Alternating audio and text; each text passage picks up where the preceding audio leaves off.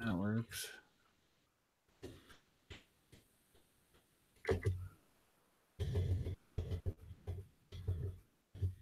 Why is it want to post? Okay, there. Now it's posted. All right, so there we go. And we are good. All right. So, all right. So I think I'm all set up. I've got my sound test done. Everything's good. Make sure I have that up. All right. So, yeah. So, like I said, I don't have any personal projects right now with the two jobs.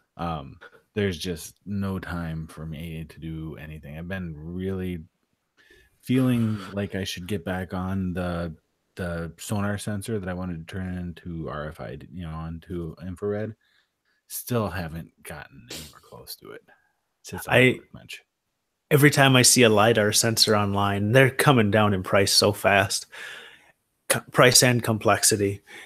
And I always think of your project about making that distance sensor. Mm-hmm. And it's unfortunately the longer you wait, the cheaper it's going to be. So I don't want to discourage you from working on it, but god dang, in months, it's just the price will drop again.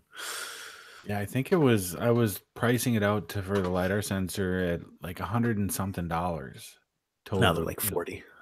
Okay, You can nice. get LiDAR pretty cheap. I've got the parts at my house to build one. Like, they sell these infrared tracking cameras, which are pretty much exactly what is inside a Wiimote. Mm-hmm. You know how you have to have the bar on top of your television for your Wii? Well, that's just 6 infrared LEDs. Nothing fancy. You can literally use candles in place of that. Many people do for aesthetics, and because if it breaks, you probably those lights act as an orientation sensor. The camera inside your Wiimote just senses that infrared point, and it feeds it to you as a coordinate with just ordinary Cartesian coordinates. So it's very easy to say, okay, it's that far off center. And you can use that by projecting a laser beam out at a specific angle. So the further away it gets, the camera sees it as being further and further out. Of course, you'd have to have them spaced a little ways away. So that coordinate can now be directly translated into a distance. And I don't know if you'd have to calculate it on a logarithmic scale.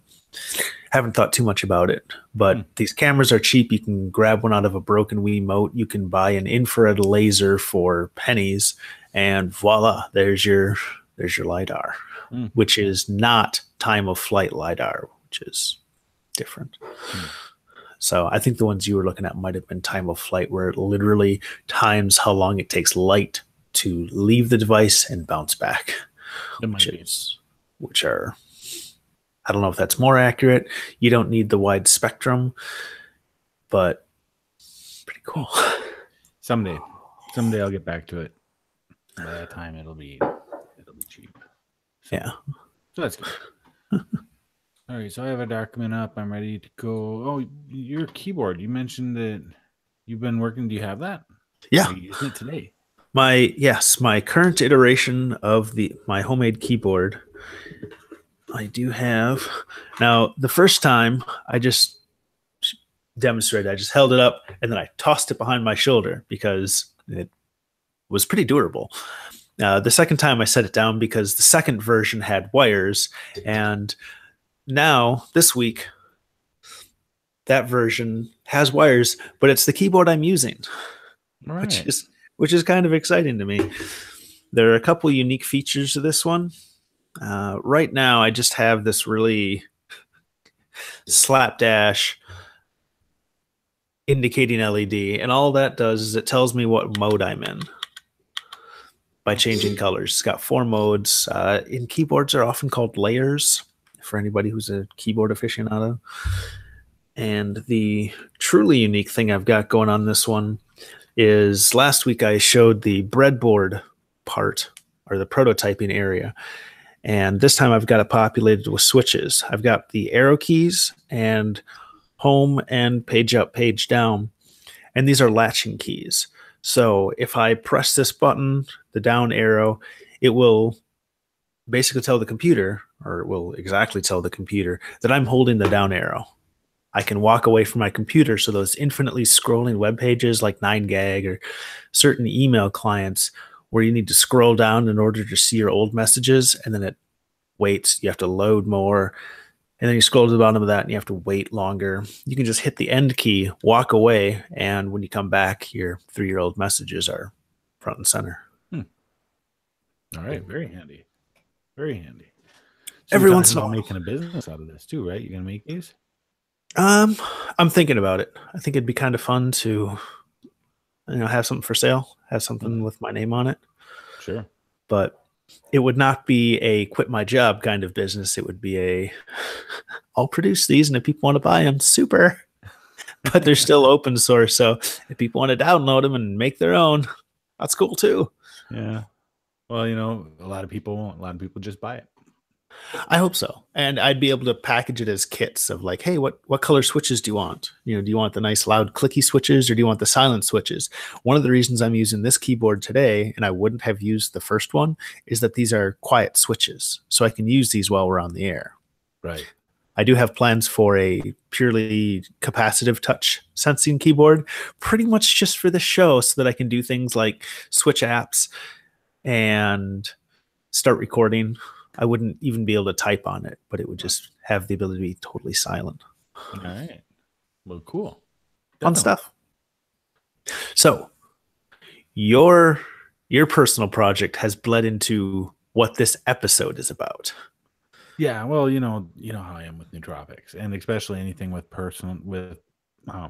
permanent effects. So the cerebral lysine is definitely in my wheelhouse, so to speak.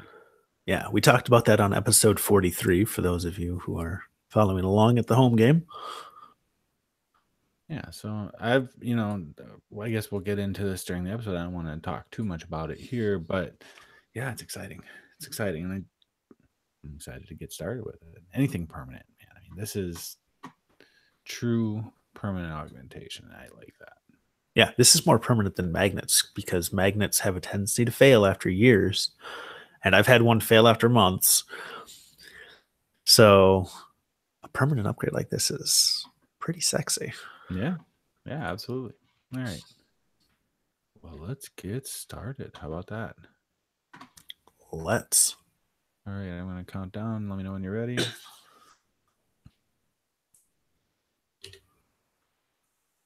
Good grief. Why'd you write good grief?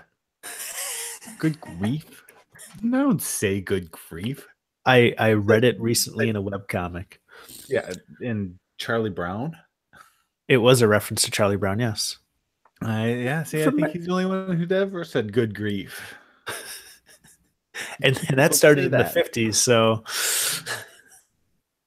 All right. So I'm ready when you are. I am ready. All right. 1, 2, 3.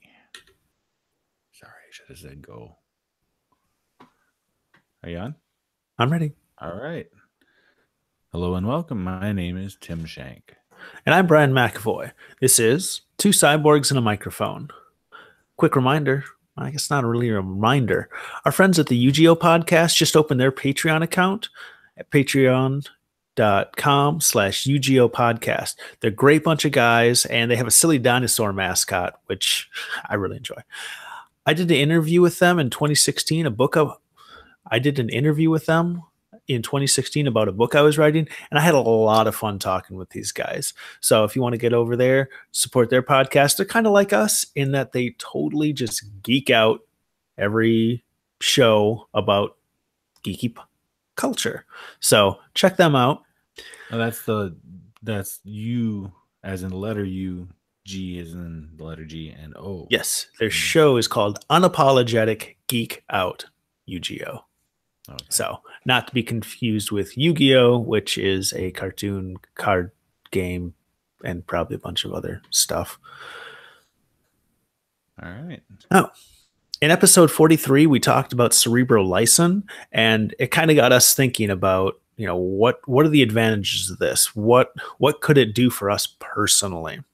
And it sounded super cool, but if you listen to 43, the caveat is that it's injected. People have reported that some of the nasal applications work, but it needs to be injected. Yeah, so we ordered it. Well, where we ordered it, and I want to give a shout out here to nootropicsspot.com because it's a Russian company, and the guys. Let me find out. Let me find out his name for while I'm talking about this. And the guy who runs it is very accommodating, a great businessman, easy to work with, and he really helped us out with the ordering process because ordering from Russia is dicey. It takes forever, man. I mean, I don't know how people get mail and or important packages in Russia, but it took like 2 months to get it out to us. So Sergey is the guy. His name is Sergey. He was very accommodating. Really helped us out to get this. Actually, resent the order when the first one was taking too long, and we really appreciate it. So that's Nootropic Spot. So if anybody decides to go ahead and do this, I recommend using Nootropic Spot. Nootropic Spot, I guess is the right way. I never say it right. It's nootropicsspot.com, and Sergey is the guy who owns it. He's a great guy. Really helped us out quite a bit, and they have everything you need. Plus, they accept Bitcoin, which is one of the reasons why I decided to go with them. Super cool. And we're not sponsored by them or anything. We just had a really good experience. Right. Yeah. He doesn't even know we're talking about him. So I'll let him know too, just as a thanks. So yeah. And again, the Russian, and when you're doing this, expect a long delay. Your order to come in, talking 2 months or something. It hits the end of the Russian postal system and then just sits for about a month. But what we got was authentic and in good shape. The packaging was great. It made it through all of those stops and through customs without any damage to the package.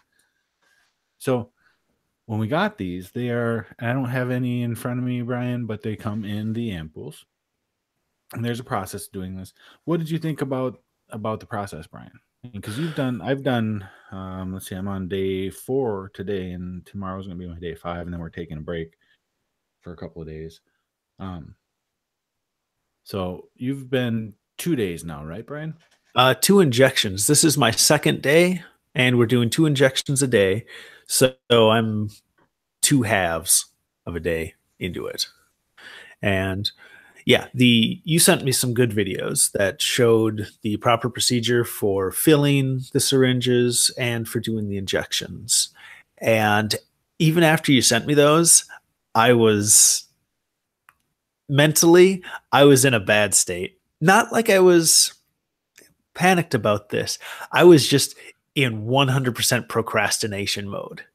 I could scarcely get out of bed that day. And when you were like, "Hey, Brian, let's do a Hangouts and I'll, explain this whole process," I was like, okay, this seems like a good idea. That way I can ask my dumb questions and we can get through this. And so you gave me a call and you're like, here, you referenced the videos that we had watched. And after that, I was like, well, crap, I'm doing this right now. I'm prepared to do this. And as I'm sitting there looking at my leg and being like, that's where I'm going to stick a needle. And then 2 minutes later, I'm like, what was the big deal? Yeah. Oh my gosh. It was every bit a roller coaster in that you have this climb of like, oh crap. What have I signed up for? This is dumb. This is bad. And I'm going to hate this. And this is the worst thing ever. And then whoosh, and then you're like, oh my gosh. Fuck yeah. You're done. And now, Tim, I don't think you don't have any piercings, right?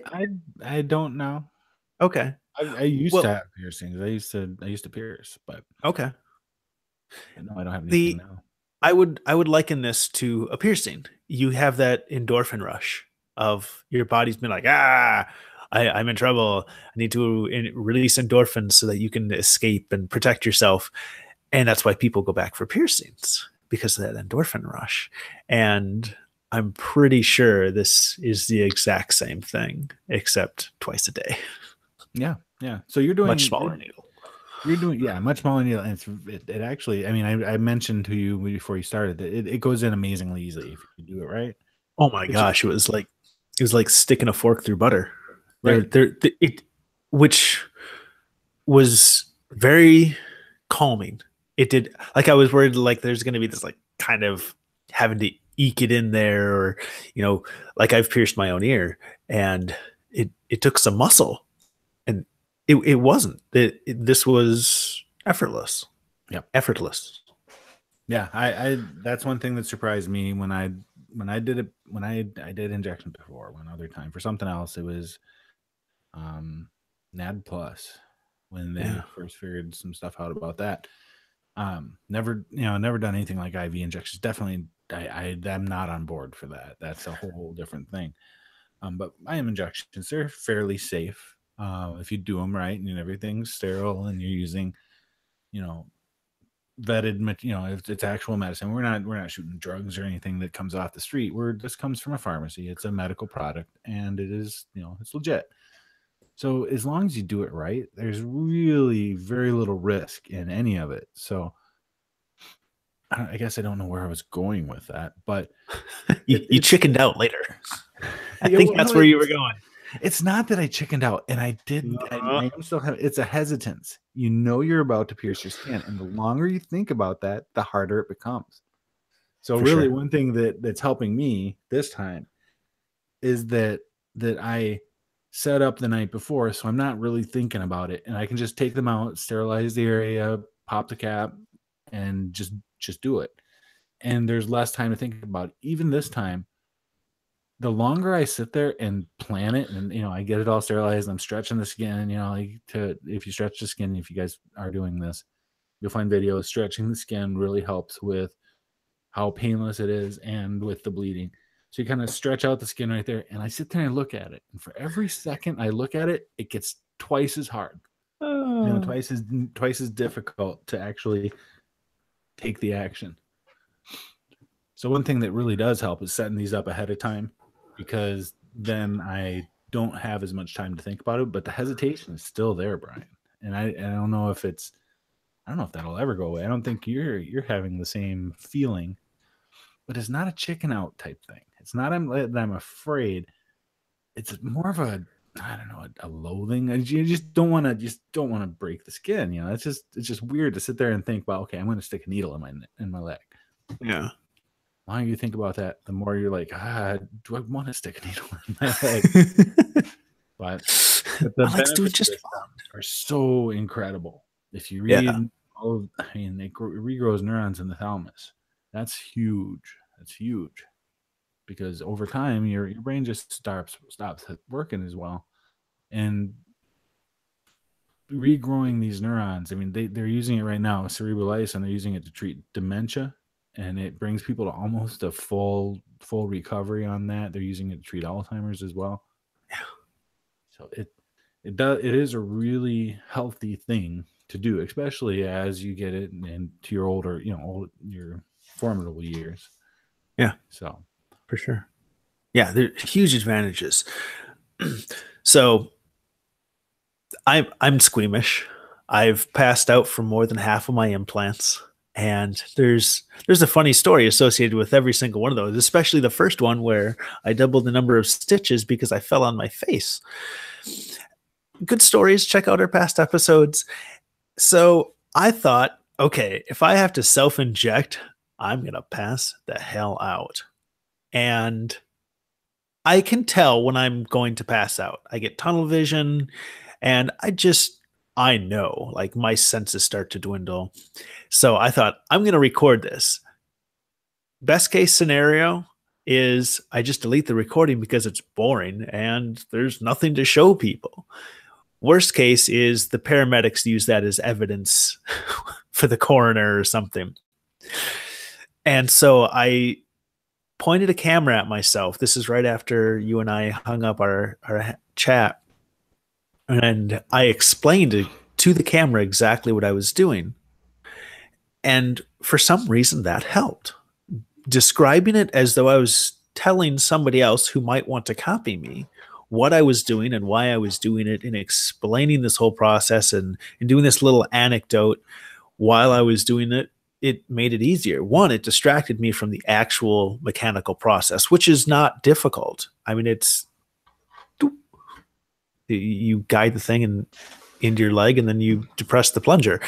That's not hard. It doesn't require significant brain power to do that. But having that virtual audience in my head, I think that helped.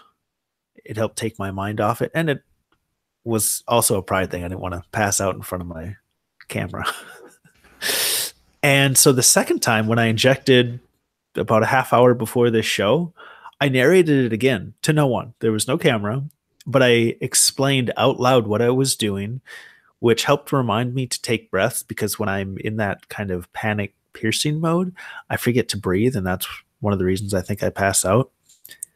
And it just became this ritual of speaking and taking intentional breaths. And I think that helped me. So if folks, if you think that'll help you, there's a cute little hack for you.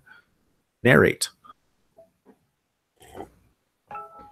Well, interesting. That's something I don't do. I'm doing, when I get up, it's 4:00 in the morning, so I'm not talking to anybody. So that's interesting, and it's good that helped. That helped quite a bit. I was a little worried that you'd pass out with the needle sticking out of your leg, Brian. I never wanted to die with a needle in my arm. I didn't think it would happen like this, like at all. Yeah. So it's really very easy. Do you feel anything from it, Brian? I mean, I know you're only M4. The second one, yeah, there was a pinprick, and it didn't even slow me down. Like, I was like, oh, okay, that was a needle. Pain's never been the reason I've passed out. It's always that I've been breached sensation. So no, I didn't have a problem. Well, when I was asking about if you feel anything, I'm really talking about, do you feel any cognitive benefits? Because some people online, when you read the experiences of this stuff, they're feeling something immediately. They talk about rushes, they talk about instant concentration, or more of a anxiolytic effect, or different effects right away, which from my understanding doesn't make a lot of sense, because when your brain creates new neurons, they have to mature for about a month before they actually do anything.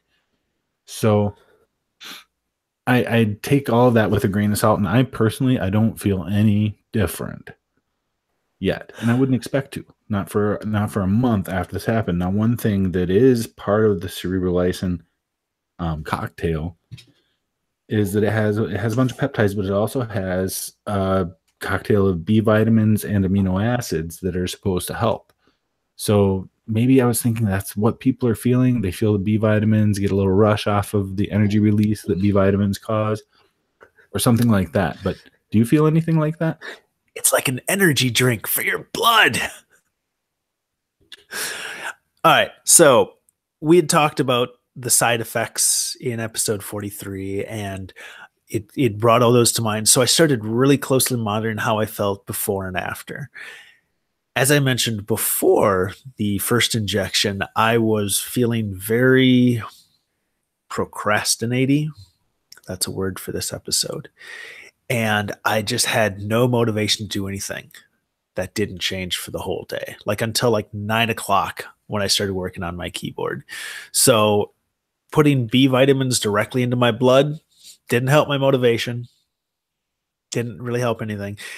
Any changes that I did notice could easily be explained. So my motivation didn't change. Like, I didn't feel the need to go out and exercise. I certainly didn't. I went out and ate so much pizza. I did feel a little bit warm, which is something that people associate with B vitamins. However, I'm in the desert. So Reno, Nevada, and it's warm here. So feeling warm while you're in a desert, pretty easy to explain that away too. And crazy thirsty. I've been drinking so much. Again, it's because I'm in a desert and I'm used to Minnesota where there's just moisture everywhere. You get one of your 8 glasses a day just by breathing. And one of the most notable that I remember you telling me about is people reported that they had trouble sleeping. Now, I did my first injection midday and I didn't sleep for like 12 hours after that, but I did notice I had some trouble sleeping. And it was because my brain was going a million miles an hour, which happens every time I have a busy project night. So I would say that every proposed side effect that might have been from this drug can be explained by I feel this way every time I'm in these circumstances. So after the first injection, which should have been, I would think, the most noticeable because it's the first dose, nothing. Now, when you're talking about side effects, I did notice that I've had 2 very short duration, very mild headaches, just very small and in a weird place that I wouldn't normally expect it. Off to the side here somewhere. So it's not when other times when I get just a moment.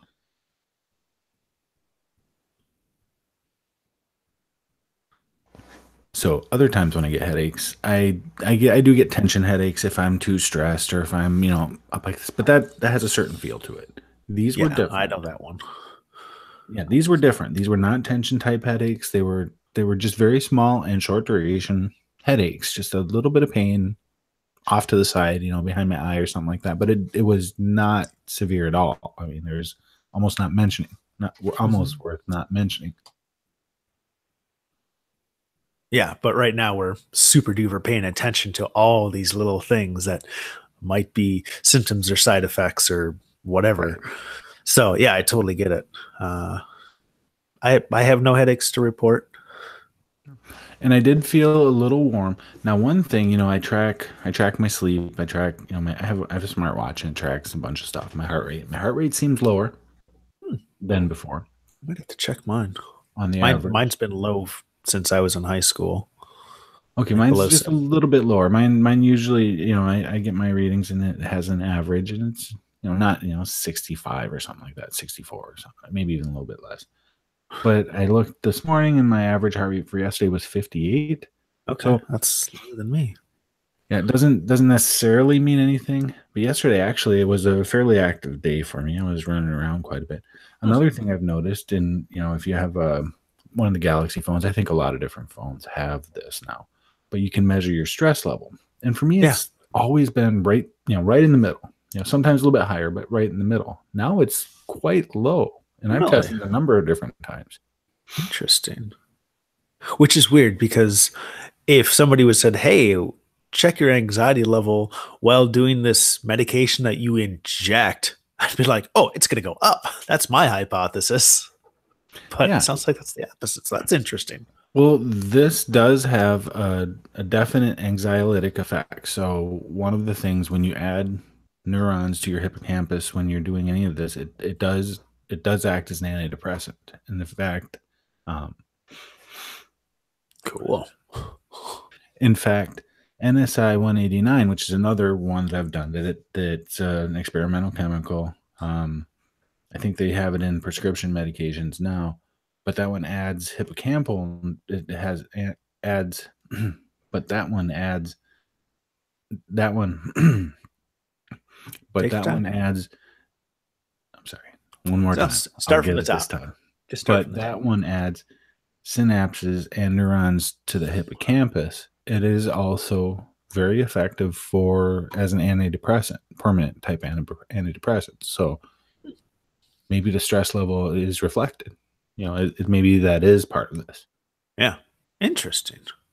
Yeah, we talked about the cognitive effects of this, but I don't think we ever mentioned the potential of it being used as an antidepressant, did we? I don't think so. It's not marketed that way.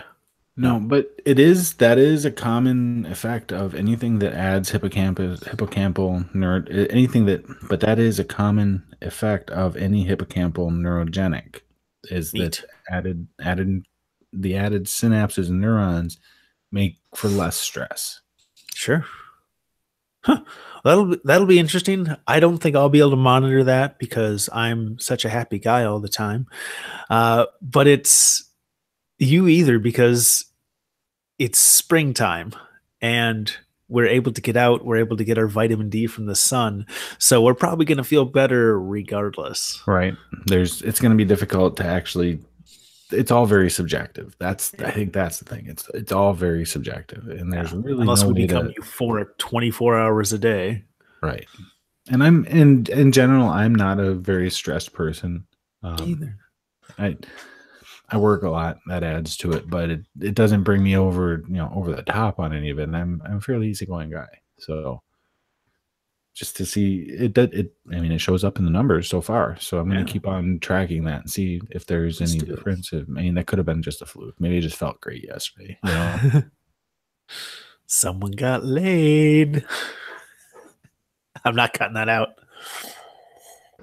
So anyway, I think I'm excited to be doing this. We're gonna do 5 days on, 2 days off, 4 consecutive weeks, right? And then we're gonna take a month off.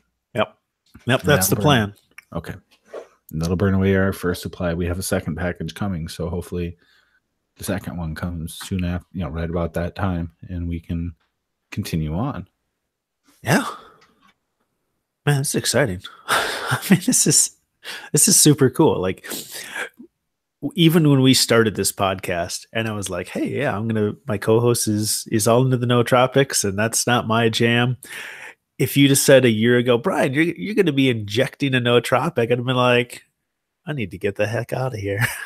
And now I'm like, yes, let's do this. So for those of you who are worried about this and think like, oh God, I can't. No way, this is an injection.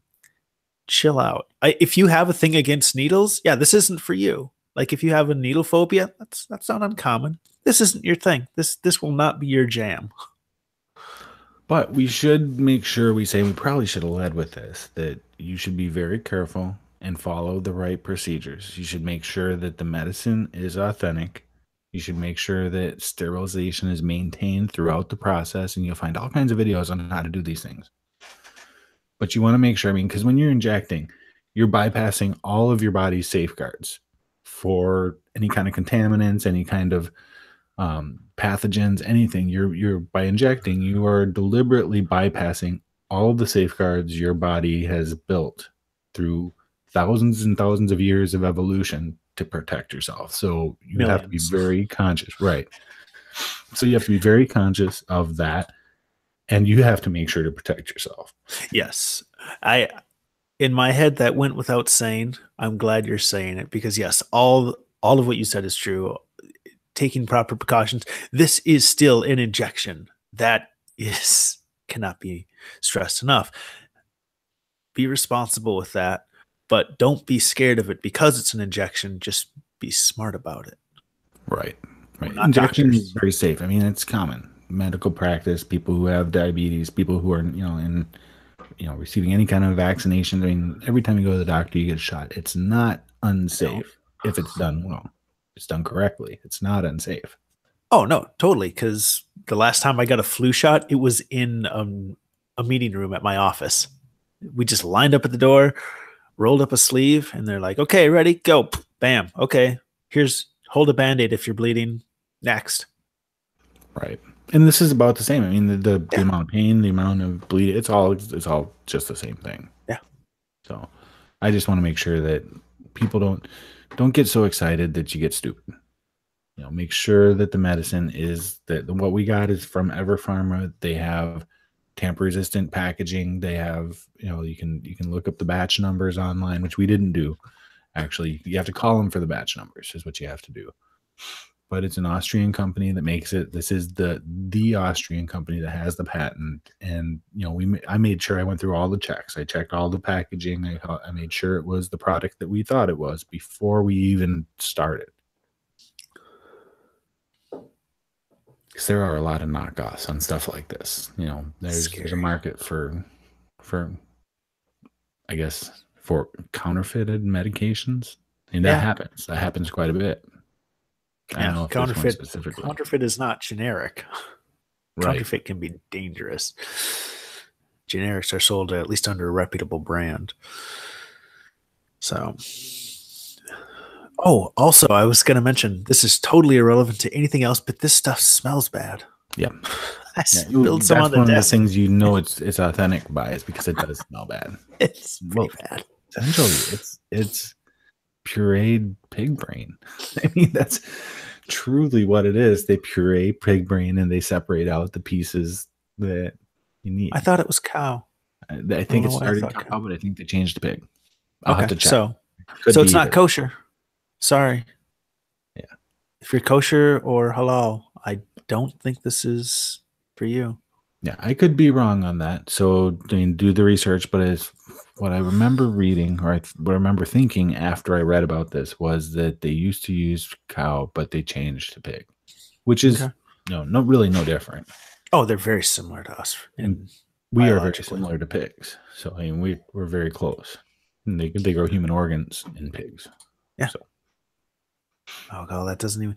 One of the articles I just wrote for Hackaday was about decellularizing organs so that new cells can be grown on top of them, and those new cells can be from a recipient, so that the organ will not reject. So you could take like a pig heart, decellularize it through a fairly simple process, and then start seeding it with new human stem cells and grow yourself a new heart.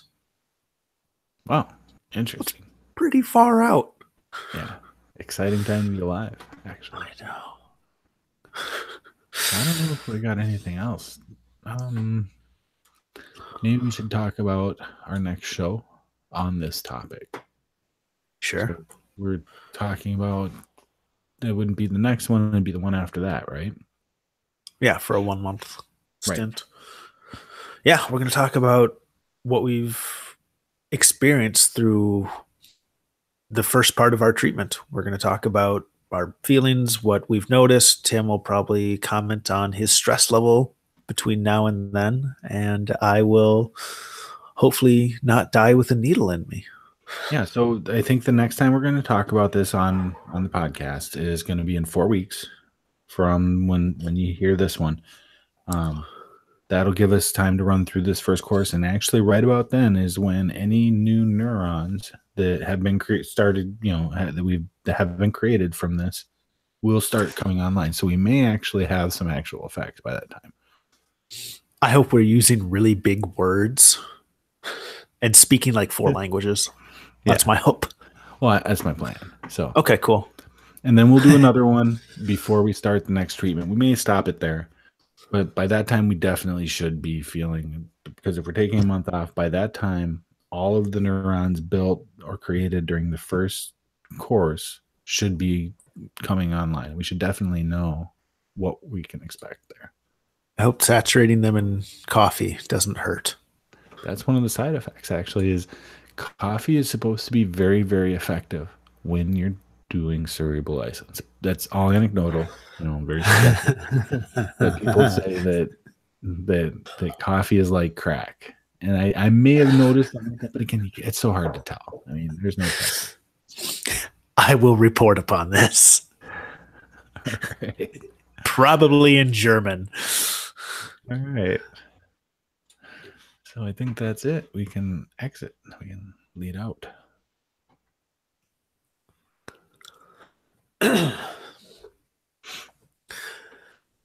Thank you for listening. We'd like to invite our listeners to email us at cyborgs@twocyborgs.com. You can also shoot either of us an email at tim@twocyborgs.com or brian@twocyborgs.com.